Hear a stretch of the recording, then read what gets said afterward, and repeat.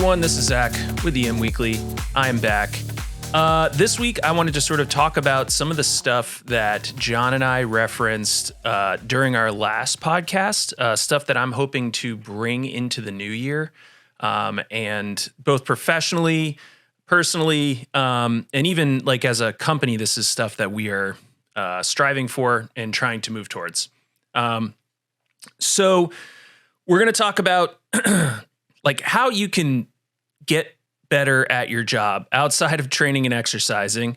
I'm going to talk about communication. I'm going to talk about some of the really important things that I've learned over the last couple of years when it comes to improvement, recognizing failures, and then some stuff we can maybe do to just kind of be better at stuff, just being better emergency managers, better people. So all that's coming up. First, let's get to our messages, sponsors, whatever you want to call them, and we'll be right back. How do you spell Doberman Emergency Management? EOP, OEP, HVA, HMP, Thyra, TTX, Drone, PDA. Whenever you need an expert, Doberman Emergency Management field experts are there for support. Contact an expert at DobermanEMG.com today. Instinct Ready kits are awesome, compact, fully loaded, and easy to place around your office, school, campus, warehouse, wherever. I keep a quick pack in my vehicle and one at home. Imagine Instinct Ready, fully loaded Stop the Bleed kits in every school and office. Get Instinct Ready kits and training at InstinctReady.com. Welcome back. Also, really wanted to call out quickly that we have all sorts of cool emergency management merch now at the Readiness Lab website, www.thereadinesslab.com, including EM Weekly shirts, hats, all sorts of really cool stuff. We've been working with designers on like all of our stuff. I'll talk about this a little bit when I start talking about communication stuff. But one of the things that I've really wanted to do is to create sort of a culture to emergency management, like a new, like kind of get rid of, I love the civil defense, the vintage stuff. I literally have a vintage civil defense hat here, which I love. That old school kind of stuff is cool for like the aesthetic. But a lot of like what emergency management, the bad stuff from emergency management, like we should be willing to like let that go and then like try to build the next generation of emergency managers. And with that, like we don't have like sort of a stuff culture. Like when I was a firefighter and EMT, there's like shirts, there's brands built around that, like to be proud of being an emergency manager. And we just don't have that in as a firefighter. It was like stuff like, there's some like really cheesy things like I fight what you fear and smoke eater. And, but then there's a lot of stuff that's just like cool, like just having nice shirts that sort of like convey your profession in a way that like you can be proud of and like want to wear in public. And we don't have that in emergency management at all. Like there's some really dorky stuff out there. So we're trying to change that and to build like sort of just like when you're out in public. So this is one of the things that really drives me crazy. I'm going to talk about this in a couple minutes.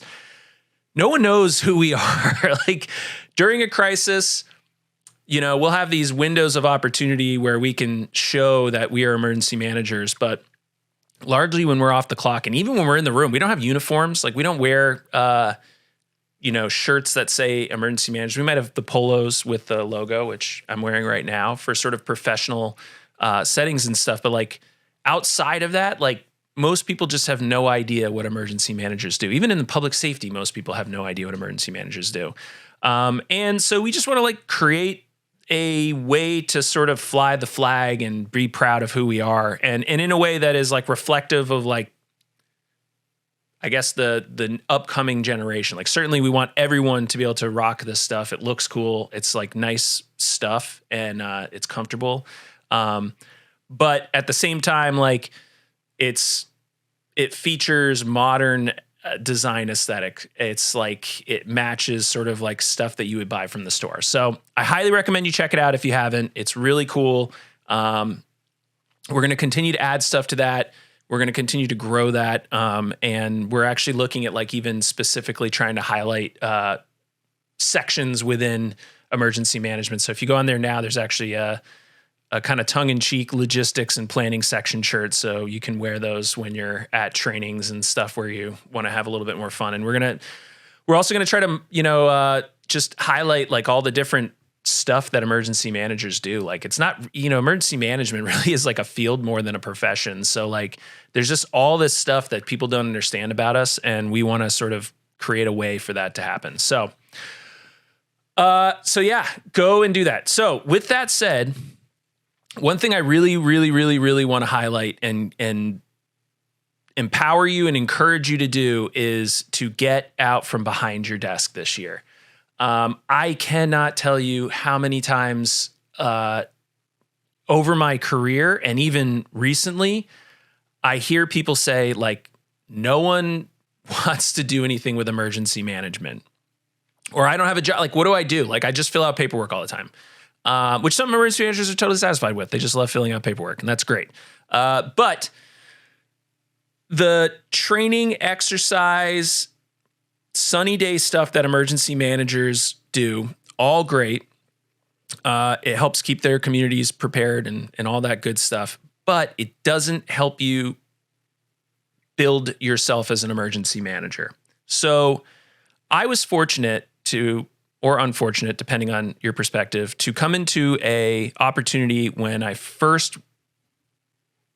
early on in my emergency management career, to essentially get a shop that there was a foundation there, but there had never been a full-time emergency manager.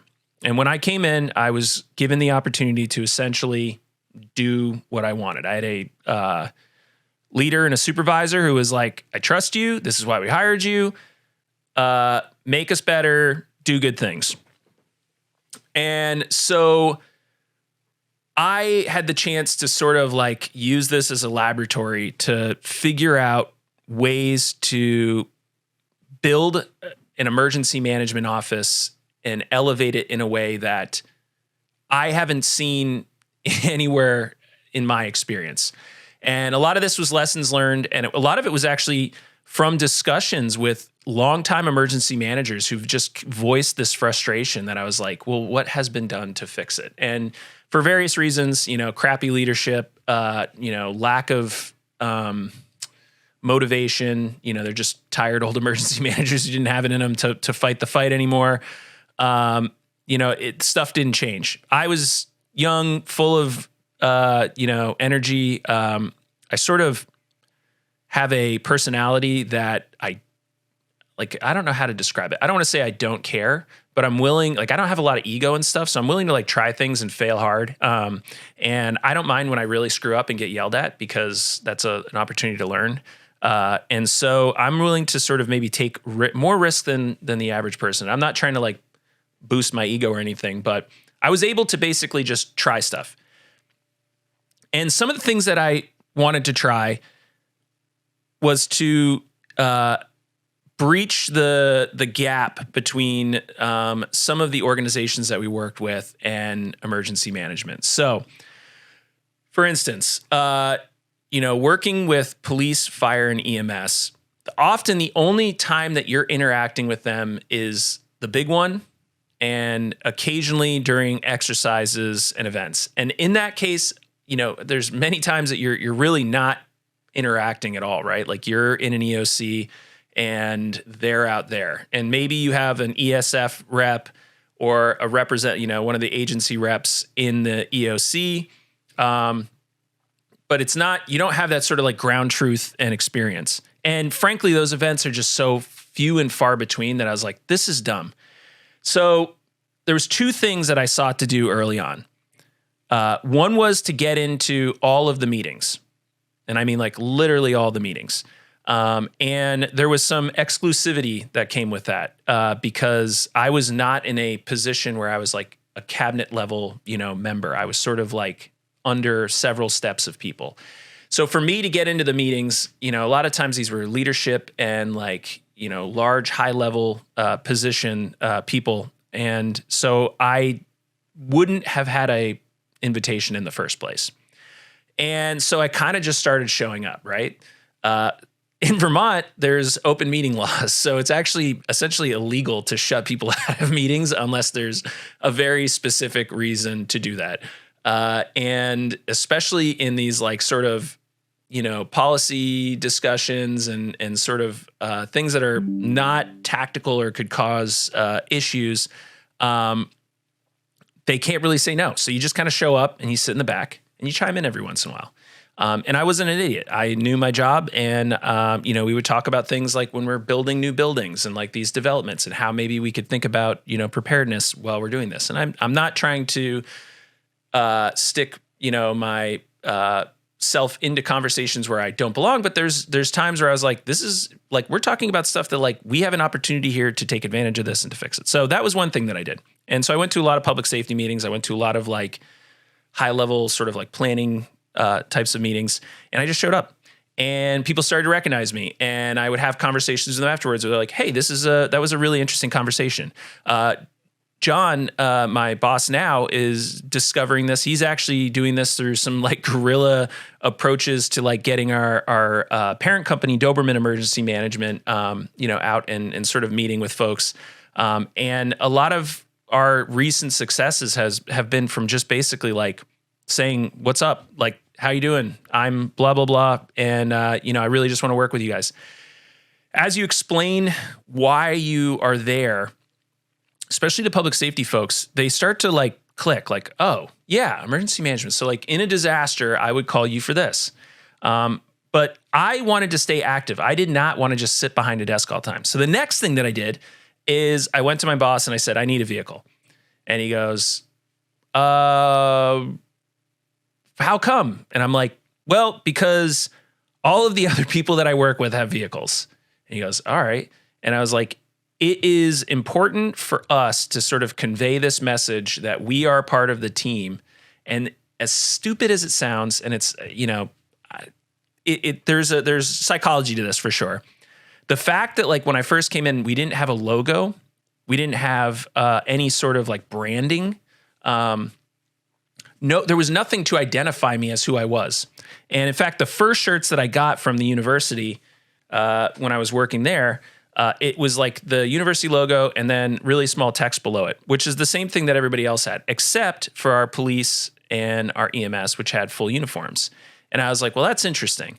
So when I would go to things, people would look at my shirt and they would think I was like part of the parking folks or part of facilities. And so I was treated in that way. And so I went to our communications office and I said, hey, I need a public safety logo. And they were like, well, we just got this branding guide, so that's the actual branding that you can have. Being the enterprising individual that I was, I actually read through the entire branding guide, and I figured out that they had copied the same branding guide. Well, not copied, but they had inspiration from, I think it was the University of, I think it was like UCF, I forget, one of the big Florida schools. And within that, they had actually created a special path for public safety entities to have their own logos, because they would do like badges, and they would have symbols and stuff that public safety agencies would have that like a normal department or division of a higher ed institution wouldn't. So I found the loophole, and they're like, oh, all right, well, you got us there, so now we'll design one. They came up with this really cool design, and I loved it, and it was very simple. It still matched all the branding and stuff, but literally overnight, showing up to meetings with that shirt, there was a different sort of like, oh, there's police, there's EMS, there's fire, there's emergency management. I was part of the team right off the bat. The vehicle I designed specifically to fulfill emergency management roles in the area. I kind of built this. It had multi-band radios. It had satellite communications. It had mobile data, which was really, really important. Everybody, that this was probably the most sort of like capable vehicle in the state as far as like mobile communications goes. And it was a used police car. I had to, again, enterprising individual. I found that one of our department cruisers was being moved out. It still had low mileage, had plenty of life in it. And so I was like, can I get that for free? And they said, no, but you can get it for really cheap. That's another thing about, that's a higher ed thing that I'll never figure out is they all charge each other and sell stuff between divisions and departments. It makes no sense, but that's how it works. So I had to buy a cruiser from ourselves, and I outfitted it to be essentially a mobile EOC. And the reason that I wanted to do this was the fact that like we didn't open our EOC very often. When we did, it was usually with like me and then maybe like one other person. And we were supporting the command post and everything else from the EOC. We were playing this game of telephone tag that we all do. Anyone who's in emergency management, like you get the request, you interpret the request, you carry out the request, and hopefully in that chain of communications, it has gone well. But I was also a firefighter, EMT, and cop for, before this. And one of the things that I learned during that is like radios are cool, telephones are cool, but like sometimes just go and talk to me. Like, there was times where you're like in a structure fire and you're trying to explain what's going on, and it's not, you got your operations person's right there. Like you just go tell them, like go talk to them so that there's no room for misinterpretation, and you can get stuff done. And so I started talking to we would have an incident that would take place, and we would show up and we would, essentially stay out of their way, but close enough that if they needed something, they could ask. And lo and behold, everybody loved that. They're like, this is so much easier. And they discovered like, I am a huge resource. So a fire chief or division chief or battalion chief, whatever you want to talk about, when they're running a larger scene, they're responsible for so many things. And they'll hand out tasks to other, firefighters and leaders. And like you might have a unified command post where you've got, people sort of handing out, assignments and resources. But ultimately, they're not experts in sort of all the other stuff. They kind of hand that off, even when they're in charge of everything. A lot of times it gets handed off to dispatch. And so that's a lot of work for the dispatchers. They're sort of filling in. I mean, again, you cannot say enough good things about dispatchers. These people deserve all the love in the world. I made sure anytime I saw free food on campus, I would run food over to our dispatchers because they were awesome. And what often happened was when they needed the most stuff was also when the dispatchers were taking the most 911 calls. They're the most overwhelmed, radio traffic. So it's like they're triaging like they do their requests. They're like, well, this is great. They need this, but like we're still in the emergency. I'm still getting calls that someone's injured or that like the problem is getting worse.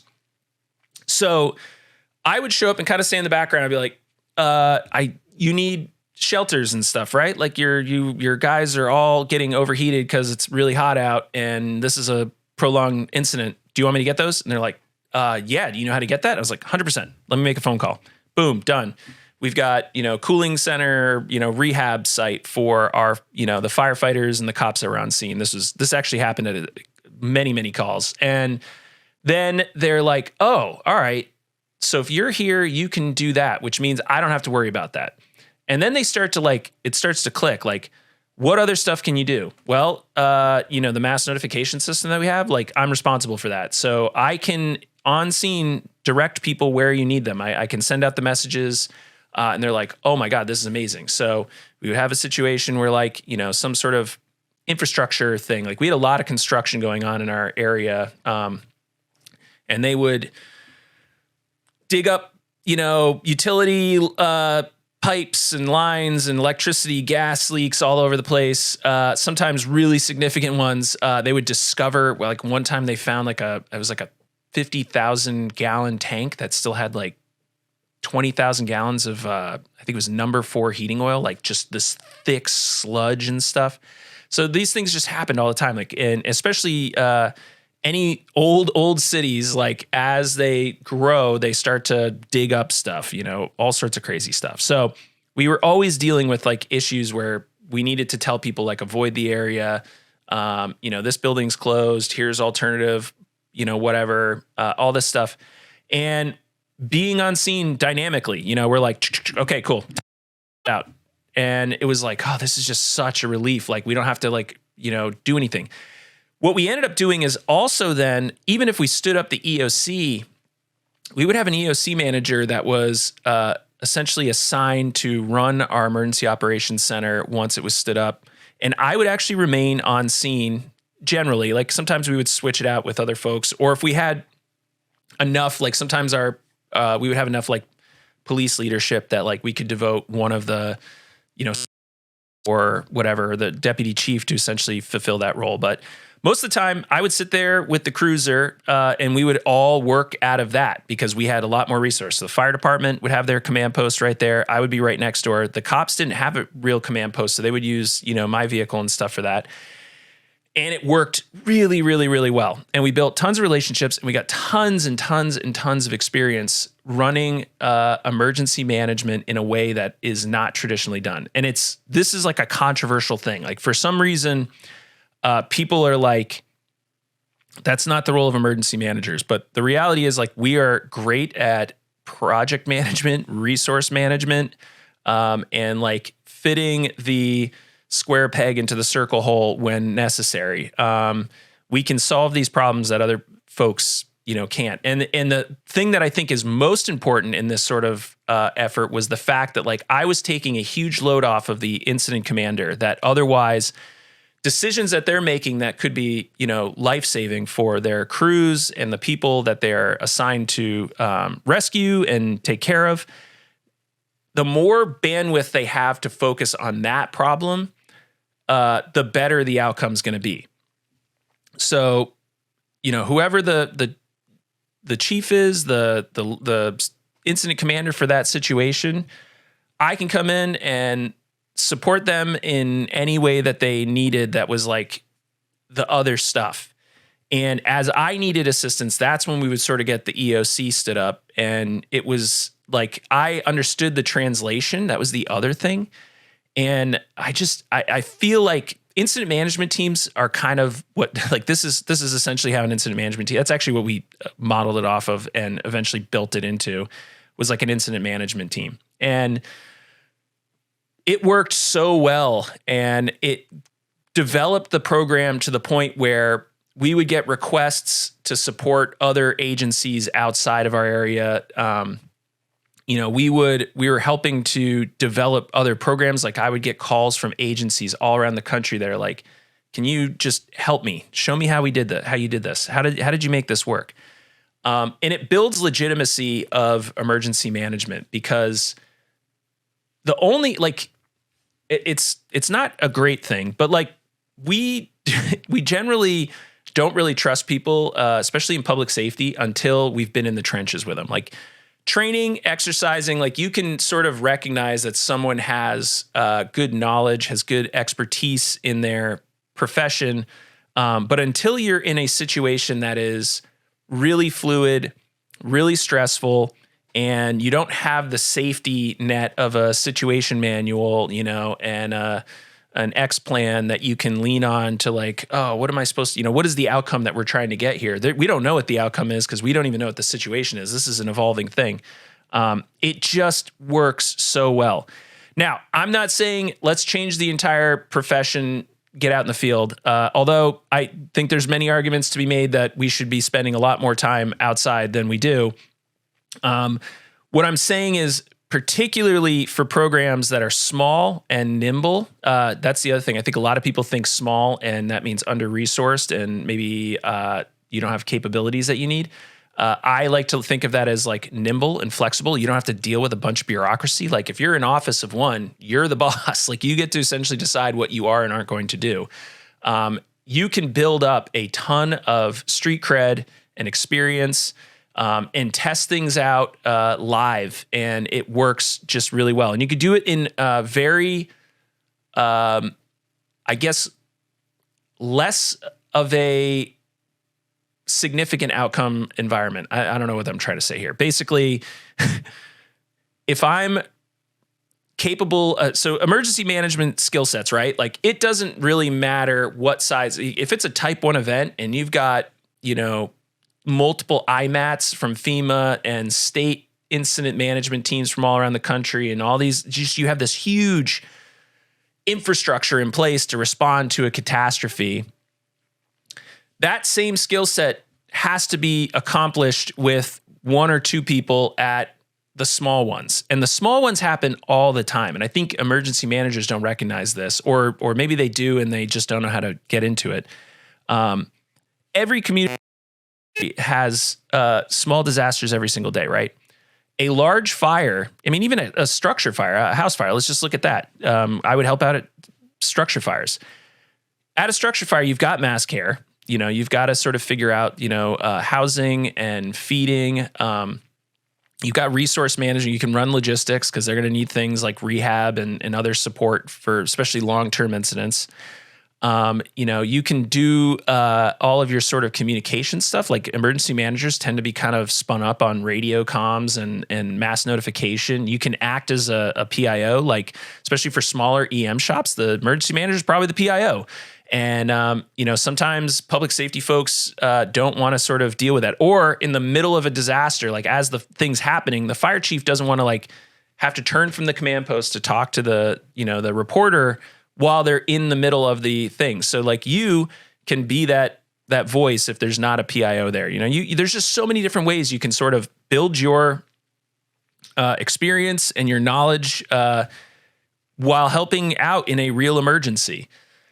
And, the reality is like, that's how we learn everything, right? Like if you want to be a carpenter, you don't start with building a mansion, you build a box. I think that's probably like one of the most common things people start with, you build a box or a shelf, something really simple where you can get the fundamentals down, right? You can start to get familiar with the tools. And then your next evolution, maybe you build a shed, or an entertainment center, some cabinetry, something that's like a little bit more complex. You work your way up, you gain experience, you gain knowledge so that when it comes time to build the mansion, you have the skill set, you have the knowledge, and you can do that. But in emergency management, it's like you go, you get your ICS training. There's really nothing that certifies you as an emergency manager. There's CEM, there's, other ways that you can sort of, certify yourself. But, it's not like firefighting and EMS and police where you have to, either go through an academy and you're like, you are now blessed to be that role. Emergency manager, like, I think a lot of emergency managers missed the meeting where they were assigning emergency managers and they're like, you're responsible for this now. And so you need to sort of be able to build that experience in a way that, you can grow and get better and make mistakes in a much lower stake scenario than the big one. And I saw this play out so clearly when our state got hit by Tropical Storm Irene. It was Hurricane Irene as it was coming in. And we had these volunteer emergency managers who were amazing people, like truly devoted to their communities and stuff, just absolutely fold when it came time for the real task of emergency management. And that's not because they were not good at what they did, or they weren't, the best people on the face of the earth. It's like you can't go from the sunny day stuff where you're doing nothing but planning, an occasional exercise, training, and then go into the biggest catastrophe that the state has had since the 1927 floods. You just can't do that in a way. Like, I mean, there's certainly people who manage through it, but even those folks, like, you're spending so much time getting your feet under you that by the time you like are now spun up and ready, the damage has been done. So what I'm trying to say, long story short, TLDR, you need to go and do the job. And in order to do that, you have to create opportunity for you because we are a profession that is misunderstood at best and completely ignored at worst. And in fact, like it is up to us to tell our story and build our case. So with that, now I'm going to get into the next thing that we have to really, really think about, and that is communication. So not communication in the sense of like, what's the number one bullet on every AAR comms, right? Not that communication, although to a degree. What I'm talking about is just like us, our image, our message, our voice. Emergency managers have to be like almost more than any other skill set. You have to be good at communicating. You have to essentially, especially if you aren't the one who's going out and sort of getting that boots on the ground experience, if you want to be invited to that party at some point for the big one, you have to convey that you have you're an authority on this, you're knowledgeable, that you're professional. And I can't tell you how many times I go and I meet these, really, really smart emergency management, and disaster response folks, but everything is sloppy, right? Like all of their plans are just made poorly. They got tons of grammatical errors. There's the like just visuals look terrible. Like we have to take responsibility for this. And of course, like firefighters, police, like there's a lot of bad logos and all this other stuff that exists in that world, but they have hundreds of years of, public trust to fall back on, even when, things look terrible. We don't have that luxury. Into this, like, there's like these evolutions of emergency management. We're kind of in the next evolution of emergency management. And I think it's really important to convey yourself as like beyond a professional, but like a true expert in your field. And one of the ways to do that, like you've probably heard the term "fake it till you make it," right? This is not this is a true thing you can do. In order to basically build your reputation, before you have an opportunity to sort of prove yourself. And that doesn't mean that you could be like the best emergency manager in the world, but until you sort of have a way to portray that, people are not going to trust you. That was the lesson I learned with just getting the shirts made and being very fortunate. I will say I was lucky that I had a little bit of a budget to buy a cruiser and then put my logo all over it. That immediately gives me authority. I have a vehicle that says emergency management. It has emergency lights on it. It looks like a public safety vehicle. I get out, I have, quasi uniform, the standard, FEMA emergency manager uniform, polo, khakis, kind of the dorky uniform. I actually really like the cargo pants. It's utilitarian, okay? I actually use the pockets, so whatever. 511, you want to sponsor me? Throw as many cargo pants my way as you can and polos. I'll wear those all day, every day. Love them.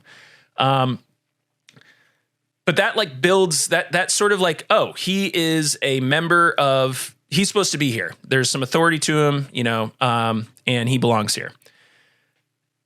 All of us can do this. Like, and you can do it relatively cheap. So let's say you are a small town emergency manager. You're like, I don't have a budget for anything. I can barely buy printer ink. But I want to be taken seriously. If you want budget, you need to be taken seriously. You need to have stuff that looks professional, and you need to look like you are the next level emergency manager. Have you heard of Fiverr? Fiverr is a place you can hire essentially anyone for anything to do stuff for like pretty cheap. So you can buy a logo for $5. Like they will be better than anything you can do if you don't have graphics design knowledge. You can have someone make a public safety ad for like $10, a voiceover with some basic video for nothing. You can have someone take your standard operating procedure, your emergency operations procedures, your EAPs, you send it to them, they'll edit it, they'll fix it for like nothing, like really, really low. Now, again, you get what you pay for. The more you spend, the better the outcome's going to be. You're going to get much nicer logo, much nicer design. And it'll start to look like you actually know what you're doing. And you'll show up and the firefighters and the police and the EMS and all the government officials will look at you and go, holy crap, like where did this guy come from or this gal come from? Like, this is amazing. They look like they know what they're doing. And it just creates an air of, wow, I guess. I don't know. It's just suddenly like you have authority, like you stick out. You've shown that you have something that no one else does.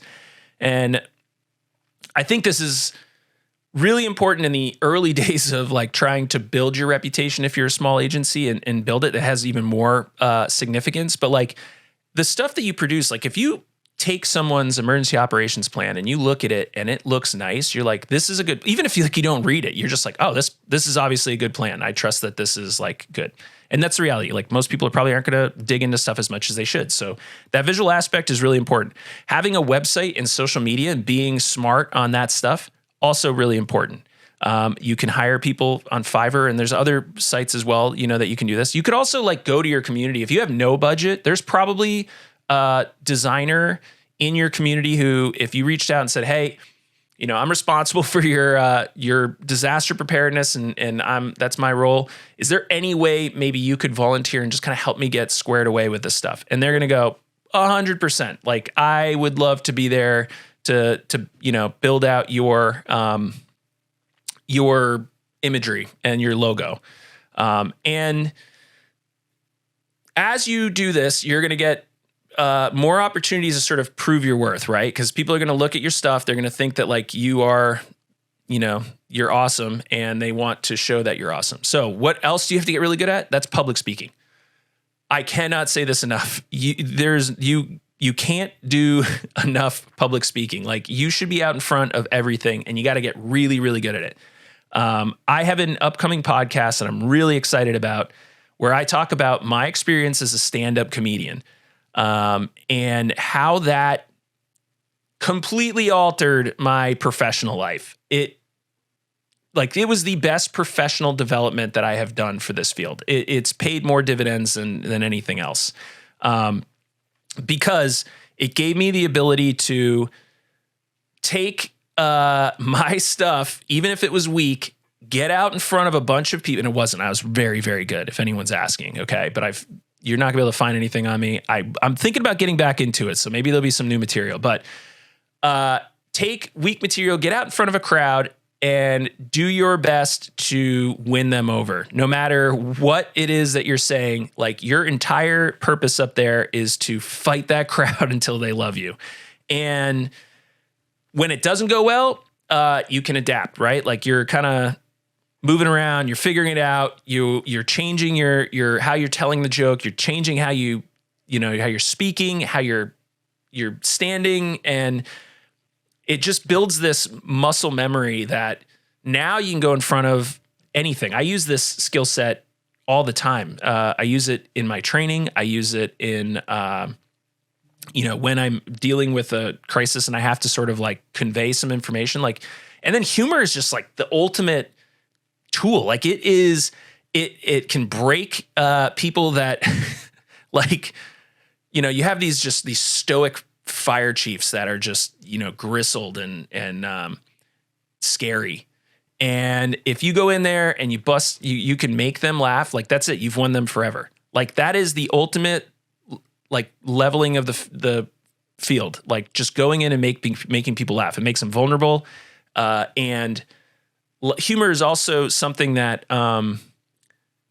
it builds those core memories, right? Like, you don't remember you remember extremes generally. You remember like things that are really scary, things that are really serious, but things that are really funny, those are the things that you talk about for the rest of your life. Like, do you remember that time when what's their face did that incredibly stupid thing? Like, that's what when you get together with your friends, that you haven't seen in years and years, you just sit there and you laugh and you reflect on that. And it's a core memory that's built there. So using humor to sort of like, not inappropriately, that can end a career very quickly, but using humor where it's appropriate, and just that skill set of like being able to dynamically move through a conversation and get people on your side. That is like, that's emergency management 101. If you could do anything else, if you could do nothing else but that, you would be a successful emergency manager. And the other thing that I think so the example that I give is like COVID-19, messaging was so inconsistent. There was all of this just terrible like branding of the response. Operation Warp Speed. When you're dealing with a pandemic and you're being told that this has never been experienced before and we don't have medicines for this, and they're like, we're going to solve this by going warp speed. You're like, well, let's actually like not do that. Like, let's be thoughtful. And like, what is it? Operation Warp Speed, I'm just going to sort of talk about this in a branding perspective. I think they were like, this sounds cool. Warp speed's fast. Like, we're getting to the problem fast. We're going to solve this fast. But what it conveyed was these vaccines were made very fast, and we sped through things, and we didn't do things the way that we always did. And that is just not the truth. I think the reason we had such vaccine hesitancy was because people thought that the president said, hey, Pfizer, Moderna, make a vaccine. We'll give you tons of money, and you don't even have to do the testing. Like, we'll just ignore it. And that's not what actually happened. These types of vaccines, mRNA vaccines, and the Johnson and Johnson. Oh my gosh, I can't even think of the term right now for that vaccine. That type of vaccine. That's old technology. Like, the mRNA stuff has been researched for decades and decades and decades. There's been there's piles and piles and piles of research. It just didn't have the funding it needed to get over the line. And a lot of this stuff was like stuff that had been built up over like the SARS crisis, the MERS crisis, which are two other similar coronaviruses that were much deadlier but harder to spread. There was a lot of research that was already in place. They just essentially needed like the green light and the funding to get it over the line. So had they called it like Operation, like, we're going to save everyone, I think people would have gotten a lot more in line. And then being wishy-washy, like not being like, there's a way to sort of adapt and move through a conversation where, like, as you're talking through it, and of course this happened over the course of several years, things are being learned. You can convey that, like, hey, listen, like, we're getting better at this. Like, that's the whole point. We're not discovering new things that we didn't know about. We're actually getting better at solving this crisis. So when we say this was the best vaccine, at the time, that was the best vaccine. We know that diseases evolve. And so as the disease evolves, we are investing our energy and our efforts into evolving with the disease. And so that's why the next vaccine was built this way. And then having trust, like, we have a serious public trust issue in the government right now. You, as a emergency manager, when you communicate, you have to kind of assume that 50% of the room thinks you're a liar and that you're making stuff up. And another probably like 10% of the room thinks you're part of the lizard people and you're getting funded by, insert scary rich person here. And that's what they're thinking. So how do you overcome that? Being a very good message deliverer, and then being empathetic. Appreciate that the people that you're conveying a message to have a different background. You using big words. So there's something I sort of like came up with the other day. I was thinking of this. Like, expertise, we all want to be experts, right? And was sort of like under fire because we had a lot of experts during the pandemic and during all this civil unrest and all this other stuff. We had experts going up on screen and saying things with like, just like, this is it. Like, you're either on my side, right versus wrong, us versus them. Expertise is not using big words to show that you're intelligent and talking down to people. It is the ability to deliver information in different ways that all of your audience will be able to absorb. That's expertise. Like, you want to see the smartest person in the room, have them explain quantum physics in a way that you can understand it in like 5 sentences without using some huge terminology. Like, someone who has absolutely no experience in that will understand the basics of it, terms. That's an expert. Anyone can get up and basically hold a thesaurus there and read big words off and use your acronyms. That's one of the things that we are terrible at, is just constantly using acronyms.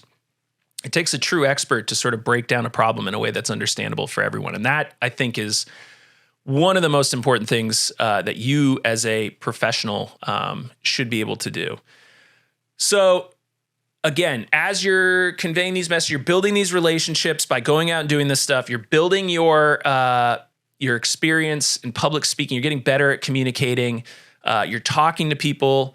I recommend you go out, learn graphics design, learn video editing, learn audio editing.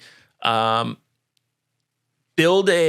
almost like, I hate this term so much. You almost want to be like the influencer in your town, right? Like, everyone knows what influencers are, I think, at this point. And if you don't, Influencers like these people that are on social media that everyone gets their advice from, right? And a lot of times they're not smart people, right? Like they're just they have their niche and people love them. You can be an influencer in emergency management. Like that can be your niche, and like your community could go to you for a lot of things. And that's what you want to be. You want to be sort of the influencer without all the like negative connotations that come along with that. Although if you want to do TikTok dances at press conferences, I think you'd probably win over a lot more people than you'd lose.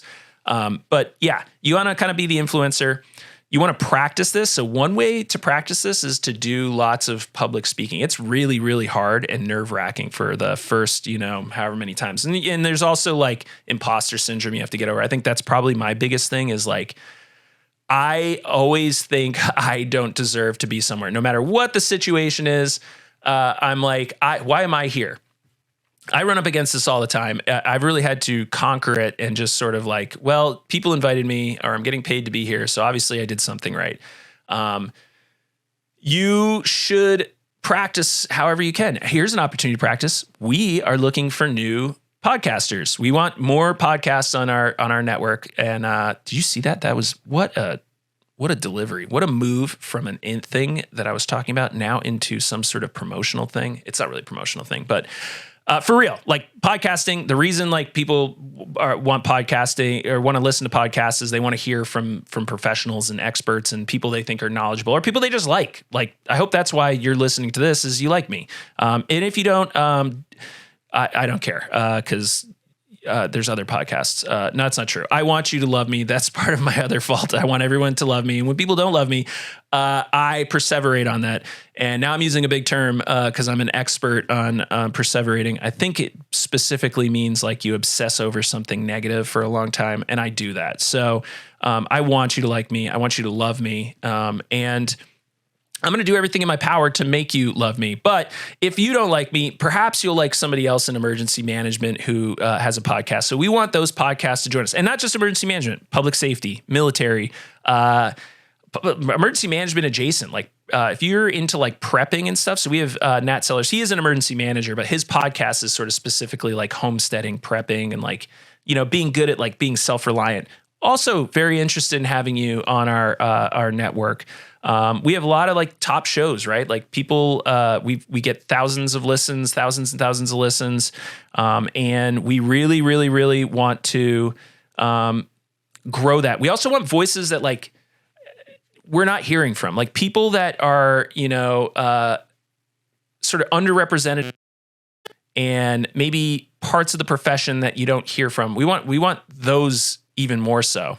And even more than that, we want you to be like kind of good at podcasting, which is like talking, having some basic equipment. We can help you with that. Like right now, we don't sort of have a process to like set up a studio for everyone, but the entry level to podcasting is pretty low. My original setup, and I actually really enjoyed the audio quality. I had a Samsung and a little basic, and you don't even need an interface with that. That's right, because you could plug in the headphones into this. So you need it for monitoring. Plug it into the base of the microphone, and it was USB. And then when you were able to move to the next level and you wanted to actually have an interface between your computer or mixer board or however you want to do it, you can actually hook up an XLR to that as well. So it grew with you. We want to also like get people that have lots of experience, but we could sort of train you and don't have that. So, anyways, this was a lot longer than I thought it was going to. I sort of talked in circles. I hope this was valuable. The solo episodes, like again, the imposter syndrome, like who am I? Like what do you listen to me for? Right. But these are things that I really learned the hard way, and I fought for this, and I have heard the people who sort of followed my method. So I did AM probably 7 years ago, probably even longer than that. And this was basically the cusp of the discussion was, get out there and do it, get out from behind the desk, get good at talking, and get a car. That was the other thing. That was a very specific message, buy a car. Years later, I continue to get messages from people saying, hey, I know this is random, but you gave this talk at IAM this many years ago, And I get pictures of SUVs all the time. That's what people send me. I'm like, you know what? That's way nicer than my SUV. And now I'm mad. Now I don't want you to follow me. Now I'm mad at you. Why did you get a nicer car than I had? And so they have these like really, really nice vehicles, and they're like, it has made a huge difference. There is a perceptible difference in how people treat me. And I know it's stupid. That's not how people should be measured, but we are a capitalist society. So if you have a nice car, people are like, that person's doing something right. And so it's just cool to like hear that this does work. So my data points here are pretty subjective. But from what I have experienced and my knowledge is that this is successful. This works, especially in small agencies trying to build. So, if you found this useful, like, let me know. If you think I should stop talking by myself and get more people in here so it doesn't sound like just a crazy person ranting, please also let me know that. Like, subscribe, visit our swag store so you can fly the EM Weekly flag or just emergency management. There's a ton of just like straight up emergency management stuff in there. And we're going to be adding stuff to that all the time. There'll be funny stuff. There'll be just normal stuff. We're going to be working on some professional stuff that we think like we would want in an EOC. We are, again, trying to build our podcast. So if you're interested in that, you can email us at contact@thereadinesslab.com or just like through the various social media platforms that we have, or just me if you're following me. And I hope this helps. Let me know, and we will probably. So there's going to be a bunch of talks coming up. One is with the people who actually I took the stand-up lessons from, and then like they helped me like tour around the state for like a year or so. And they're going to be on in a couple weeks. They're actually touring the country right now, so I couldn't get them now. I'm going to be talking to some PIOs and some folks that like have done this. We have some upcoming stuff that I'm really excited about that like isn't quite there. And I apologize. Like we're kind of all over the place. Like right now I'm everything. I'm the recorder. I'm doing the video. I'm doing the streaming. I'm doing the audio stuff afterwards, the social media on top of like my normal, roles here at, Doberman Emergency Management, the Readiness Lab. So I know my consistency has not been great. It will get better. I promise. We are trying to like build out some stuff on our end to make these a little bit more efficient and stuff. And so I apologize that like there might be a week or here or there that I'm not there, but I promise you we're going to get better at that. And if you think you have something interesting to talk about, especially, for my podcast, because selfishly, I always like if I can find, if guests come to me, that makes my life a lot easier rather than me chasing down guests. We want to hear from you. For instance, we have a guest coming up next week. He's an event emergency manager. I'm fascinated with this. He actually reached out to me when I was at New York Comic Con and was like, hey, can you come to this thing? It turns out didn't quite work out because, I don't know, there's all sorts of stuff. But I started talking to him. I learned a bunch about him. And then I was like, dude, everyone needs to hear your story. This sounds so cool. Like you have the coolest job in emergency management. So he'll be on next week. And I just want to talk to actually people doing the job, right? John's like the leadership and the aspirational. Like I want to talk to like the people who are in the trenches. All right. I want your boots dirty. And I like, I want to talk about like controversial stuff. So there was a post today, and I'm really pushing to get them to join our podcast network, talking about just scummy people in the industry and what to do about them.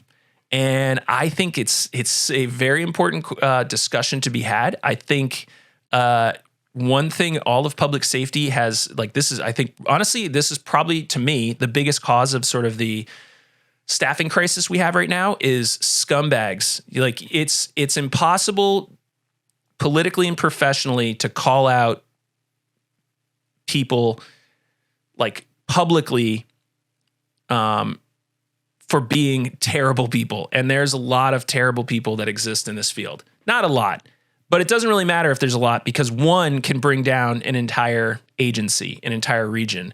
And this, I just saw an IG report from somewhere about like an entire agency was basically like buckling because of just like a couple really, really toxic people. So I want to talk about stuff like that. Why is it that we fix these problems? Like, why are we allowing these people to like ruin a job that we love? This is like the more important conversation, I think. This is like something that I've really strived to do. Is there room to talk to these folks, to try to understand their perspective and maybe give them some insight? And can they evolve? Like, are we actually capable of change? This is a great question. The research says like, maybe not. Personality wise, even if you can't evolve, you can really recognize your own filth and bad stuff, all the things that like you're not proud of. And at least if you can acknowledge it, you can work on it. You can stifle it. Because at the end of the day, we all have our biases. We all have sort of our opinions. We have our burner accounts that we vent on, right? Like we just get all this the negative energy out. But anyways, that was scary. Did everybody else hear that? That might've just been me. But when it comes time to do the job, we have to be there for everyone, 100%. Like we have to be there for all of the people in our community, and they can't be left wondering if we're going to have their backs because we've got an opinion on their whatever, something in their background, who they are, stuff that they can't help, stuff that like we can't judge people in a crisis. We have to be all in for all of our folks. And so that is a discussion point I really want to have with someone. So if someone's willing to like step into the fire with me, let's do it. I want to be, I'm happy to start controversy. John's also happy to start controversy. Well, let's have some hard discussions, and 2023, let's go. We're already halfway through. No, we're more than halfway through January. So onward and upward. Again, like, subscribe, visit our webpage, buy some swag. Deuces.